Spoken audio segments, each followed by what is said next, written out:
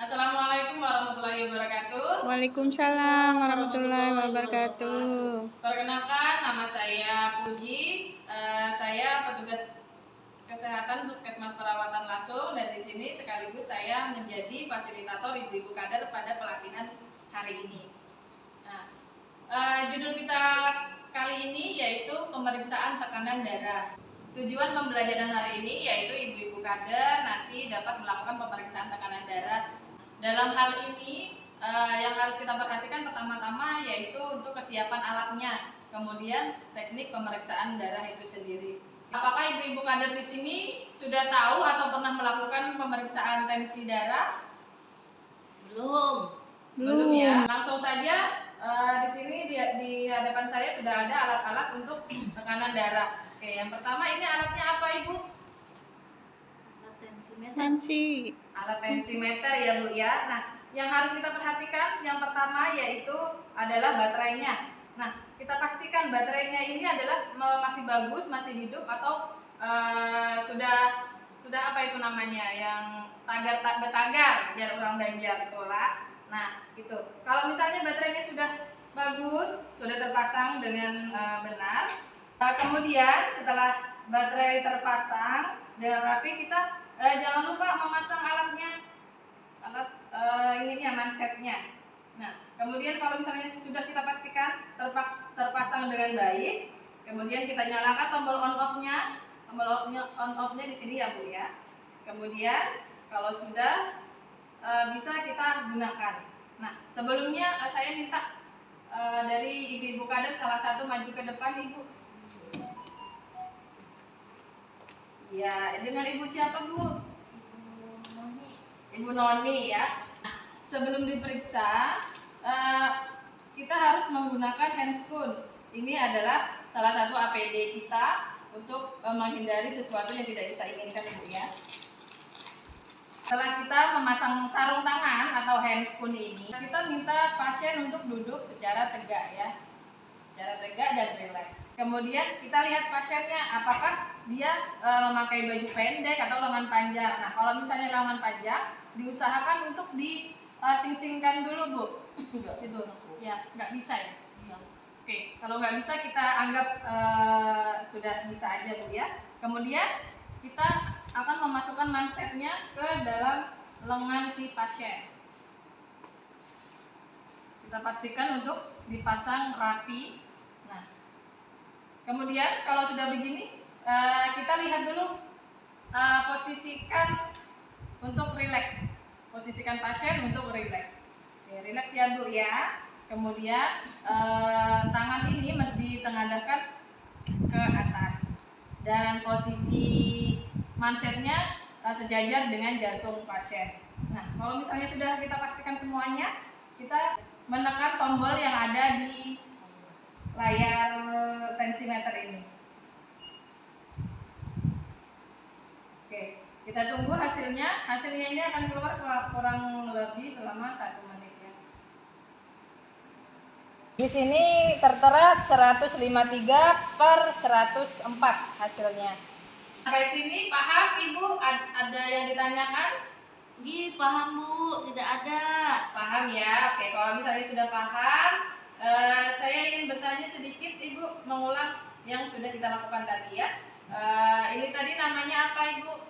Alat tensimeter, Bu. Alat tensimeter. Nah, ketika kita melakukan pemeriksaan yang harus kita perhatikan apa itu, Bu? Posisi tangan, lalu baterainya sudah terpasang atau belum, Bu? Ya, gitu ya, Bu ya. Yang pertama baterai, kemudian posisi pasien harus tegak dan tangan menghadap ke atas, kemudian mansetnya sejajar dengan jantung. Setelah pembelajaran pemeriksaan tekanan darah hari ini sudah selesai sampai sini, dan kita semua yakin, kita semua optimis untuk kita bisa melakukan di posyandu masing-masing desa ya, Bu ya. Dan apabila ada salah kata, salah perbuatan dari saya hari ini, saya mohon maaf yang sebesar-besarnya. Demikian dari saya, wabillahi taufiq wal hidayah.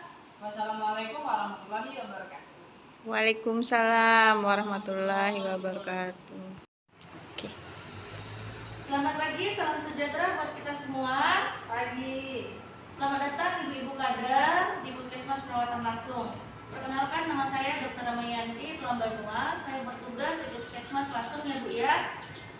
Ibu-ibu, hari ini kita akan melakukan pembelajaran bagaimana cara pemeriksaan gula darah Bu ya. Kenapa kita lakukan pemeriksaan gula darah ini? Pemeriksaan gula darah ini merupakan deteksi awal untuk faktor risiko penyakit tidak menular. Nah, apa itu? Salah satunya yaitu diabetes mellitus. Diabetes mellitus itu sering disebut dengan kencing manis di masyarakat ya Bu ya.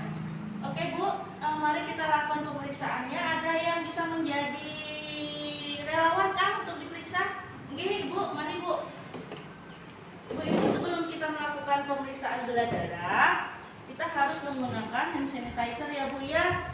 Lalu kita menggunakan hand spoon. Kenapa?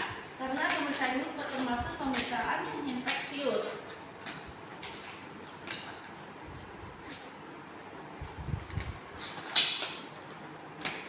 Apa itu infeksius? Ini infeksius karena kita berhubungan langsung dengan darah Bu ya.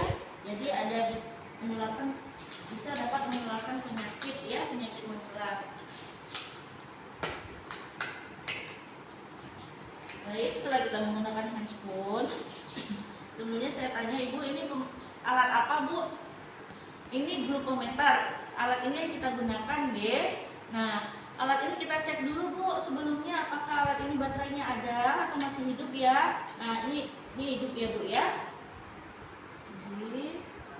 Nah, ini kita gunakan strip.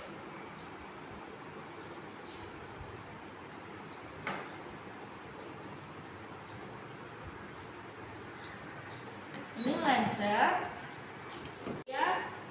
Nah, auto lensetnya harus kita pasang lensetnya ya. Kalau ibu-ibu tidak dapat melihat bisa kemari Bu ya. Ini kita sesuaikan ukurannya.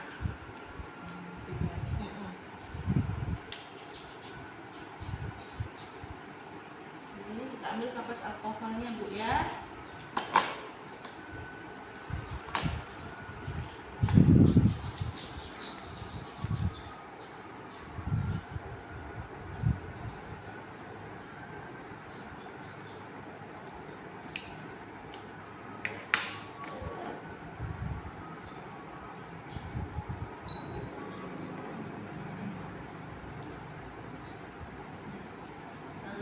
Kita suruh pasien untuk menekan. Kadar gula darahnya 266.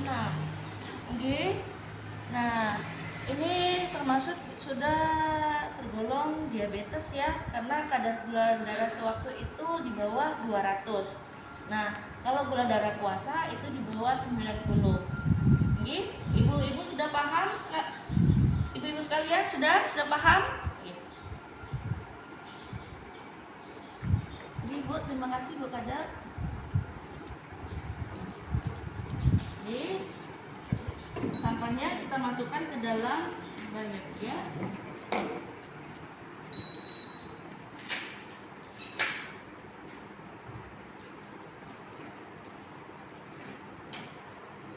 Sampai sini gimana Ibu? Sudah pada paham semuanya? Paham dong. Paham, ye. Ibu-ibu, kalau sudah tidak ada yang bertanya, saya yang bertanya ya, Ibu Kadar ya. Nah, ibu-ibu, ini apa namanya? Ayo. Glikometer dong. Oke, mantap Ibu. Dari posyandu mana Ibu? Posyandu Indah. Oke. Ada lagi yang mau saya tanya ya ibu-ibu. Kadar gula darah sewaktu yang normal berapa?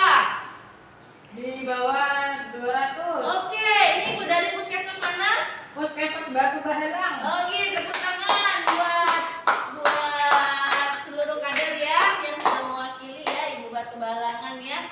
Ini ibu-ibu, saya yakin dan percaya ibu-ibu kader kesehatan puskesmas perawatan langsung dapat melakukan pemeriksaan gula darah dengan baik dan benar. Semangat Bu, semangat, semangat, semangat. Assalamualaikum, selamat pagi. Waalaikumsalam warahmatullahi wabarakatuh. Terima kasih Ibu Kadar bisa hadir pada kegiatan kita hari ini.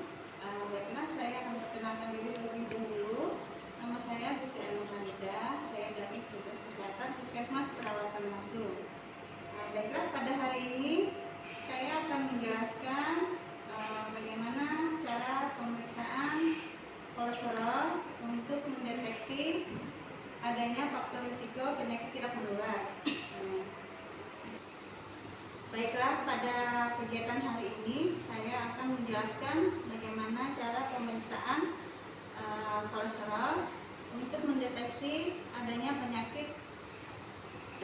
faktor risiko penyakit tidak menular.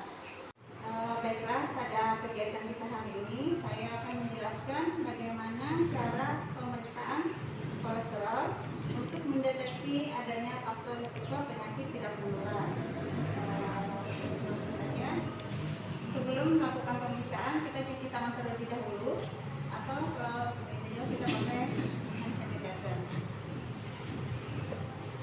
Kemudian kita pakai sabun tangan terlebih dahulu untuk menghindari adanya infeksi yang dapat dibuatkan karena kita langsung dengan setelah kita pakai handscoon, kita lakukan pemeriksaan.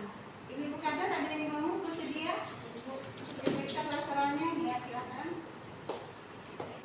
Setelah itu kita masukkan alat sip kolesterolnya ke dalam alat sip kolesterol.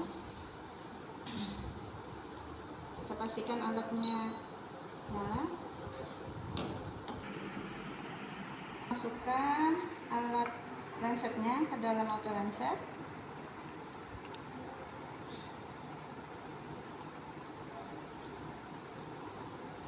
Tangan ibu kita periksa. Pertama kita sapu dengan kapas alkohol ya. Kita ambil bisa di jari telunjuk atau jari tengah.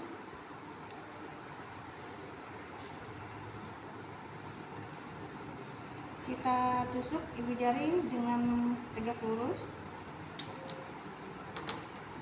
Cara pertama kita sapu dengan kapas kering. Kemudian kita masukkan darahnya ke dalam alatnya.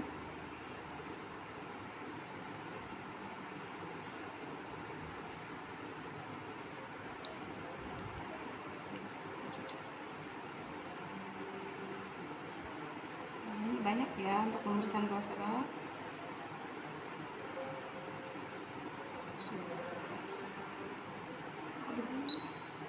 Sudah masuk timernya.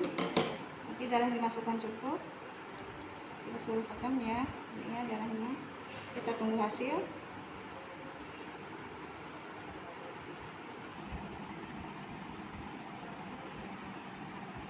Ini Bu ya, hasil kolesterolnya sudah keluar 186 mgdl. Berarti kadar kolesterol ibu normal ya. Untuk kadar kolesterol yang normal di bawah 200 ya Bu ya. Ini ya. Jadi jangan lupa slipnya dibuang ke dalam sampahnya ya, dan juga jarumnya dibuang, ditusukkan ke penutup jarum agar lebih aman. Baru kita buang. Terima kasih. Baiklah ibu-ibu, kita sudah melihat tadi cara pemeriksaan kolesterol. Ibu paham pemeriksaannya? Paham, Bu. Ya, nanti bisa dicoba ya. Kemudian ada yang tahu tadi kadar kolesterol normal berapa? Di bawah 200, Bu. Oh iya benar. Jadi kadar kolesterol normal di bawah 200 ya. Kalau lebih dari 200 berarti sudah tinggi. Demikian penjelasan tentang pemeriksaan kolesterol. Semoga bermanfaat untuk ibu-ibu kader, bisa dipahami dan bisa diaplikasikan nanti di lapangan ya. Terima kasih atas perhatiannya. Wassalamualaikum warahmatullahi wabarakatuh. Waalaikumsalam.